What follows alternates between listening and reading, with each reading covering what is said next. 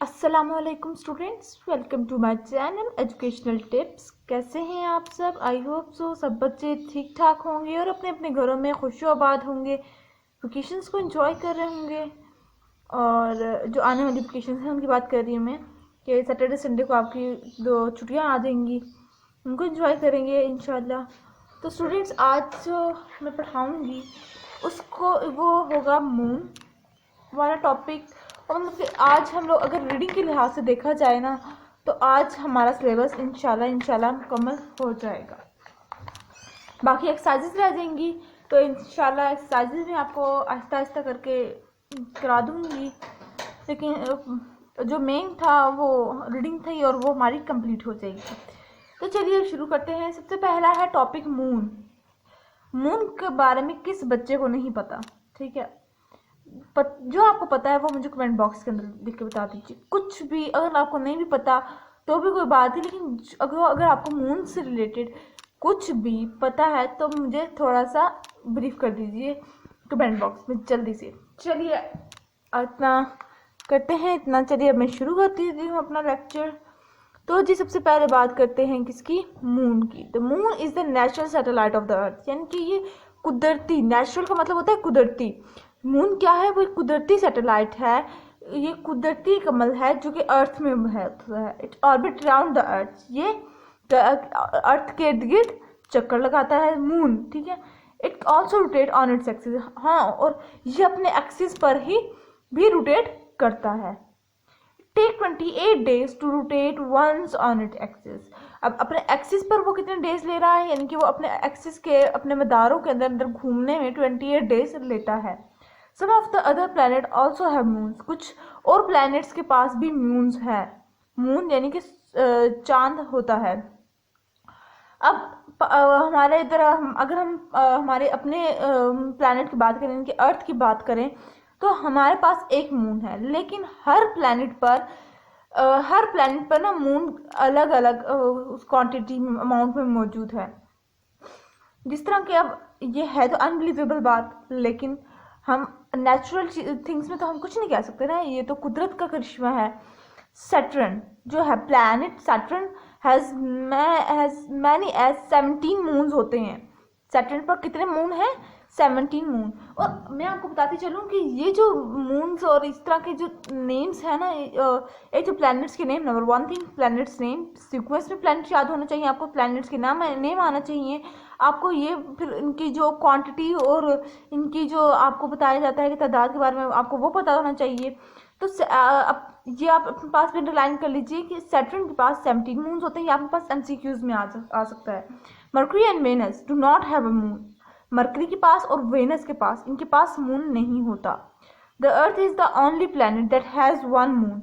हमारी जमीन अर्थ वो एक वाहिद प्लैनेट है जिसके पास मून होता है। फिर ये देखिए साइड पे डिड यू नो है, if a car could travel eight 800 kilometre per hour. अब वो कह रहे हैं कि एक कार है, गाड़ी, वो 800 किलोमीटर की स्पीड 800 किलोमीटर ट्रैवल कर रही है 1 घंटे में। It will take 6 year to reach Venus.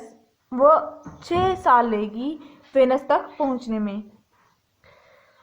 8 year to reach Mars, 8 साल लेगी मार्स तक पहुंचने के लिए। And 4 million years to reach the nearest star, और 4 मिलियन ईयर्स लेगी अपने करीब तक स्टार तक पहुंचने के लिए। अब ये देखिए इसके अंदर देखिए कितनी ज़्यादा हमें इंफॉर्मेटिव बातें बताई गई हैं, यानी कि उन्होंने हमें ईयर्स के बारे में बता दिया कि ठीक है। तो ये वाला भी साइड बॉक्स क्या होगा, इंपॉर्टेंट होगा। क्योंकि देखिए बच्चे ये एक बहुत आसान सा, उसमें कोई डिफ़िकल्टी वाली बात भी नहीं है। ये बहुत एक आसान सा फॉर्मूला है कि जिसमें जहाँ पर आपको कोई नंबर्स दिख रहे हों, आपको कोई वैल्यूज़ बता रहा हो कोई ठीक है, तो वो जो चीज़ें होती हैं वो थोड़ी सी इंपॉर्टेंट होती हैं, क्योंकि इसके अंदर यही वो वाहिद होता है जिसके अंदर आप मिस्टेक्स कर जाते हैं। और अगर आपकी इन पे ग्रिप आ गई ना, तो समझिए फैंटास्टिक पेपर्स तो आपका हो ही गा।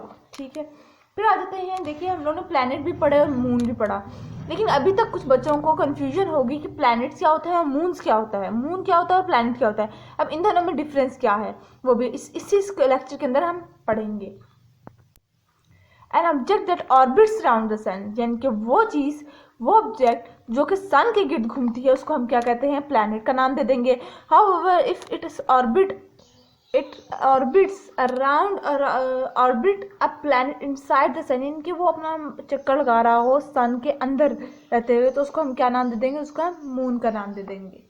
Similarities between a planet and moon, अब हम लोगों ने कुछ डिफरेंस तो पढ़ लिया, अब इन दोनों के बीच में कुछ सिमिलैरिटीज़ हैं, यानी कि डिफरेंस और सिमिलैरिटीज़ को कभी भी आपने मिक्स नहीं करना। सिमिलैरिटीज़ क्या है वो मैं बताती हूँ आपको।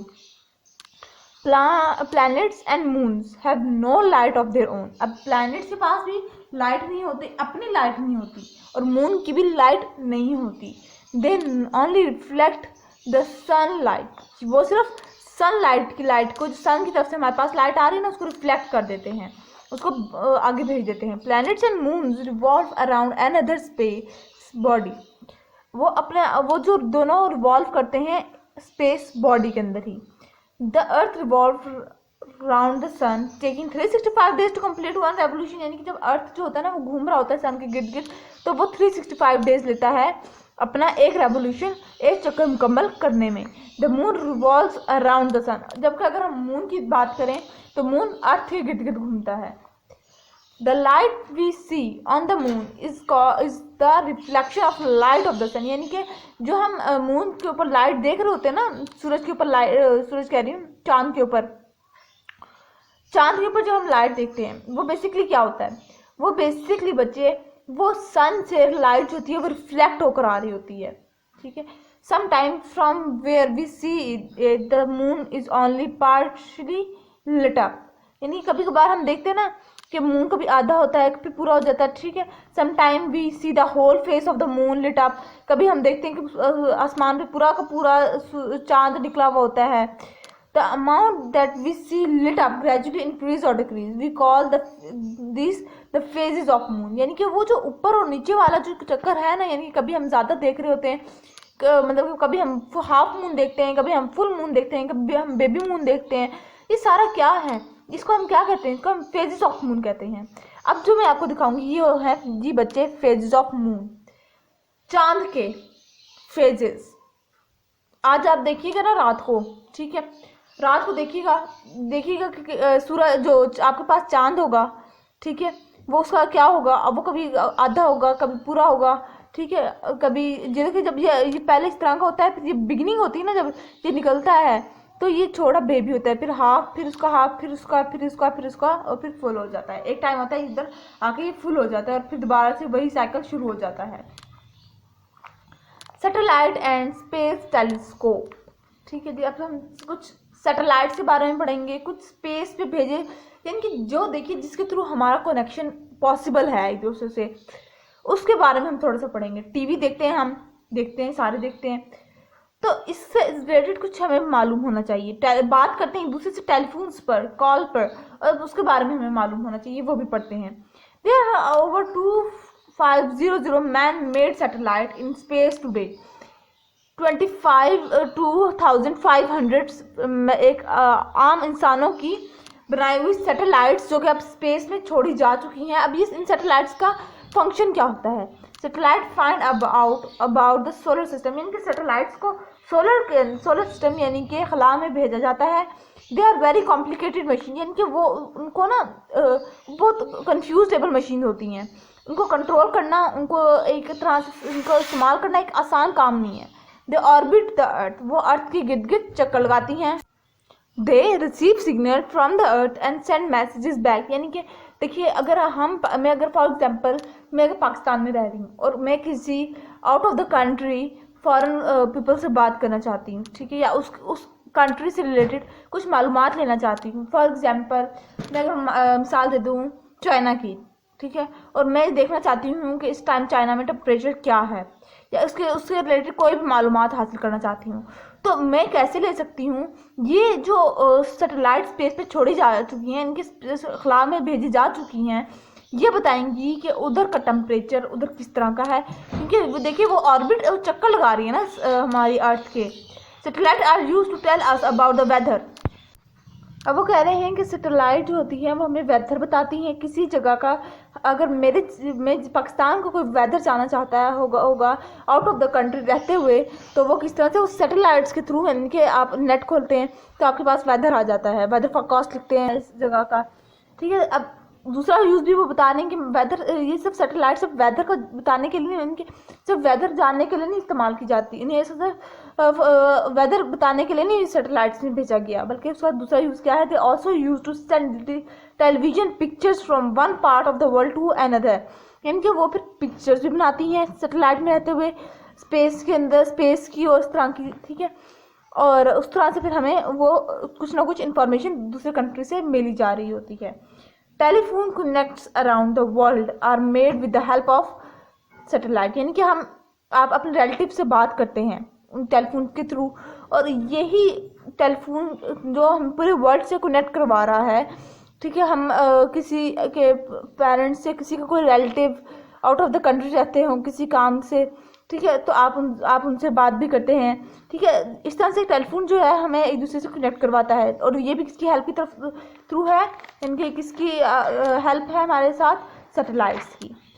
द हबल स्पेस टेलीस्कोप, अब ये एक बहुत मशहूर टेलीस्कोप था, ठीक है, ये एक बहुत मशहूर टेलीस्कोप है। इसे आप इधर तो थोड़ा सी पढ़ेंगे, आगे आप जैसे जैसे आपका लेवल बढ़ता चले जाएगा 9-10 में आप इसके बारे में और भी ज़्यादा पढ़ेंगे। Hubble telescope is a satellite that orbit the earth, it can see further into space that telescope on the ground. अब ये वो टेलीस्कोप है सैटेलाइट, ये वो सैटेलाइट है। अब वो कह रहे हैं कि ये क्या है, एक हबल टेलीस्कोप है जो कि सैटेलाइट, इसका क्या नाम है, हबल स्पेस टेलीस्कोप, जो कि एक सैटेलाइट है जो कि अर्थ के इर्द गिर्द घूमती है, ठीक है। It see further into space, ये स्पेस में भेजा गया ताकि उधर की मालूमात ले, ठीक है, और उधर की बात बता सके, उधर के बारे में बातें बताता है। न्यूज़ भी इसी तरह से सैटेलाइट्स के through, with the help of satellite we are seeing news, ठीक है, वॉचिंग न्यूज़, ओके। उसके बाद आ जाता है मून फैक्ट्स, कुछ हकीकत है मून से related. The moon orbit the earth in 28 days. अब मून अर्थ के गिर्द कितने दिनों में चक्कर लगाता है, यानी कि वो अर्थ के गिर्द कितने दिनों में चक्कर लगा रहा है, वो 28 डेज में चक्कर लगा रहा है। The earth orbit the sun in 365 days, और अर्थ कितने दिनों में सन के गिर्द चक्कर लगाता है, वो 365 डेज में चक्कर लगाता है। The moon rotates on it axis once in 28 days. Moon अपने एक्सिस के ऊपर रोटेट करता है एक मरतबा 28 डेज में। The earth rotate on it axis on once in 24 hours, और जो अर्थ होता है, जो अर्थ हमारी ज़मीन है, हमारा प्लैनेट है, वो रोटेट करता है अपने एक्सिस पर 24 आवर्स में, ठीक है।